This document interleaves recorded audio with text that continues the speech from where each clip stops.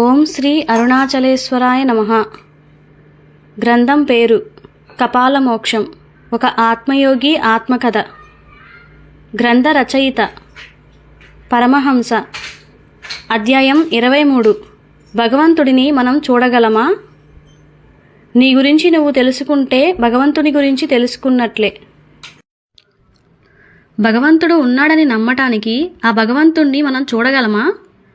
ఇదివరకు ఎవరైనా భగవంతుణ్ణి చూశారా అనే ప్రశ్నలు వస్తాయి. మనకు కనపడని దానిని నమ్మడం ఎలాగా అన్నప్పుడు దానికి జవాబు తెలుసుకోవడం చాలా అవసరం కదా. మనకు ప్రత్యక్ష అనుభవం, పరోక్ష అనుభవం అని 2 రకాల అనుభవాలు ఉన్నాయి. ప్రత్యక్ష అనుభవం అంటే మనం స్వయంగా అనుభవంతో తెలుసుకునేది. ఒక్కొక్కసారి ప్రత్యక్షంగా తెలుసుకునే అవకాశం లేకపోవచ్చు. ఉదాహరణకి, ఒక వ్యక్తి తన ముత్తాతని చూడలేకపోవచ్చు, కానీ తాత, తండ్రి మొదలైన వారు ఆ ముత్తాతను గురించి తెలిపినప్పుడు నమ్ముతాము. అనగా మనం చూడకపోయినా చూసిన వారు, అందులోనూ మనం నమ్మేవారు చెప్పినప్పుడు తప్పక నమ్ముతాము. అలాగే ప్రతివారు విదేశాలకు వెళ్ళి అక్కడ వింతలు విశేషాలు చూడలేరు, కానీ అక్కడికి వెళ్ళి వచ్చిన వారు చెప్తే నమ్ముతాం కదా. దీనినే పరోక్ష అనుభవం అంటారు. అనగా ఇతరులు చెప్పింది నమ్మటం అన్నమాట. మనం భగవంతుడిని దర్శించలేదు, కానీ భగవంతుడిని దర్శించిన సిద్ధపురుషులు అన్ని దేశాలలో అన్ని కాలాలలోనూ ఉన్నారు. భగవంతుడు ఉన్నారని తాము దర్శించామని చెప్పినప్పుడు మనం నమ్మక తప్పదు కదా. ఇక ప్రత్యక్ష అనుభవం గురించి చూస్తే, దేనికైనా మనం ఎలా చూస్తామో అందుకు మొదట వస్తువు గురించి తెలియాలి. అంటే అది ఎక్కడుందో మనకు తెలియాలి, లేకపోతే చూడడం అనేది జరగదు. ఇంకా రెండోది, ఆ వస్తువును చూడాలి అంటే అది మనకి కళ్ళకి కనపడే దూరంలో ఉండాలి. మూడోది, ఆ వస్తువును చూడాలి అంటే ఆ వస్తువుపై కాంతి ప్రసరించి కాంతి పరావర్తనం చెంది మన కంటికి తిరిగి చేరాలి.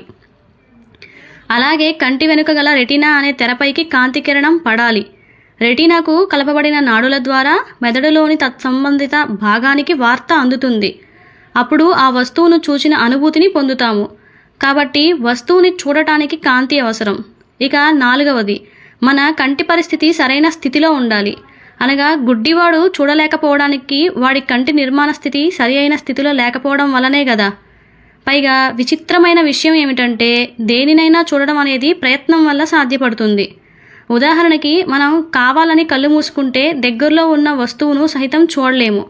ఒకసారి మన కళ్ళు తెరుచుకుంటాయి, కానీ మన కళ్ళ ఎదుట జరుగుతున్న వాటిని గమనించలేము.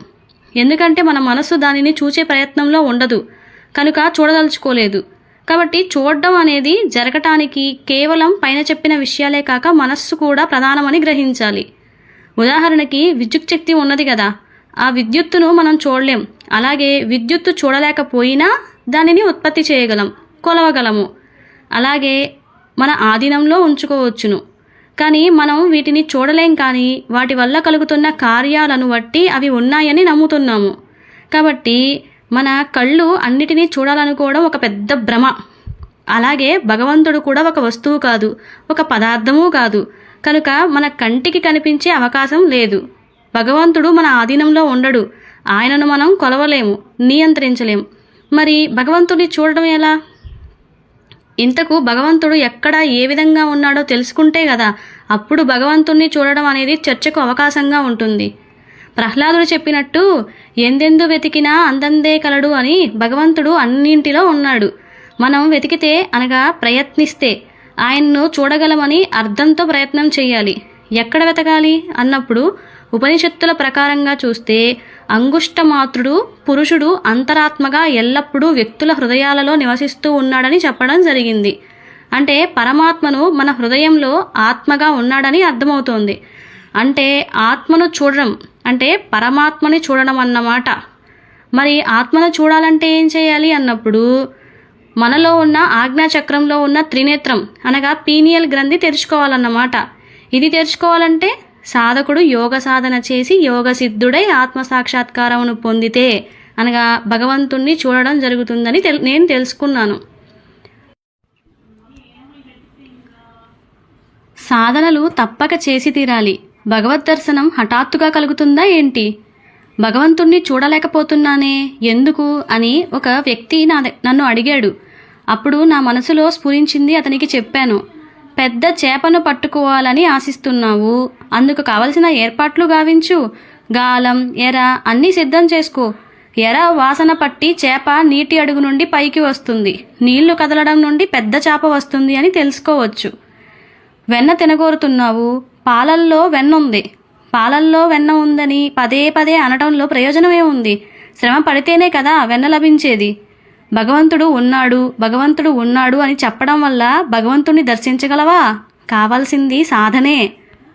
లోకోపదేశార్థం జగజ్జననియే పంచముండి ఆసనం అధిష్ఠించి కఠోరమైన తపస్సు చేసింది. శ్రీకృష్ణుడు పూర్ణ బ్రహ్మస్వరూపుడు. ఆయన కూడా లోకానికి మార్గం చూపడానికై రాధాయంత్రాన్ని రూపొందించి తపస్సు చేశాడు. కాబట్టి భగవంతుణ్ణి చూడాలన్నా, అనుగ్రహం పొందాలన్నా సాధనలు తప్పక చేసి తీరాలి. శ్రీ రామకృష్ణ పరమహంస. అంటే ఇది జరగాలంటే మనకి ఆత్మ అంటే ఏంటో, దాని స్వభావం ఏంటో తెలుసుకోవాలని నేను తెలుసుకున్నాను. దానితో నేను ఆత్మ మీద పరిశోధనలు చేయడం ఆరంభించాను.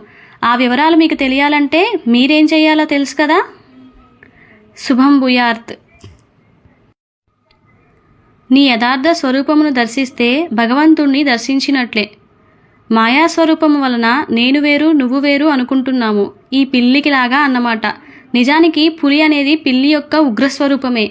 ఈ రెండూ ఒకే జాతివి. అందుకే మన పెద్దలు పిల్లిని గదిలో బంధించి కొడితే అది పులిగా తిరగబడుతుందని చెప్పడం జరిగింది. కానీ పిల్లికున్న మాయ వలన తను వేరు పులి వేరు అనుకుంటుంది. మనకిలాగా నేను వేరు నువ్వు వేరు అన్నమాట. ఎప్పుడైతే పిల్లి తన యథార్థ జ్ఞానమును పొందుతుందో అప్పుడిదాకా అద్దంలో పులి కనిపించేది కాస్త తన యథార్థ స్వరూపమును చూసుకొని ఆనంద స్థితి పొందుతుంది. అనగా మనం పొందే సమాధి స్థితిలాగా. అంటే నిజ బ్రహ్మజ్ఞానం పొందితే మనకున్న మాయ మాయమవుతుంది. ఈ పిల్లికిలాగా మన యథార్థ స్వరూపమును ఆత్మసాక్షాత్కార స్థితి ద్వారా స్వానుభవ అనుభూతి పొందటం జరుగుతుంది. ఇదియే భగవంతుని చూడడం అవుతుంది.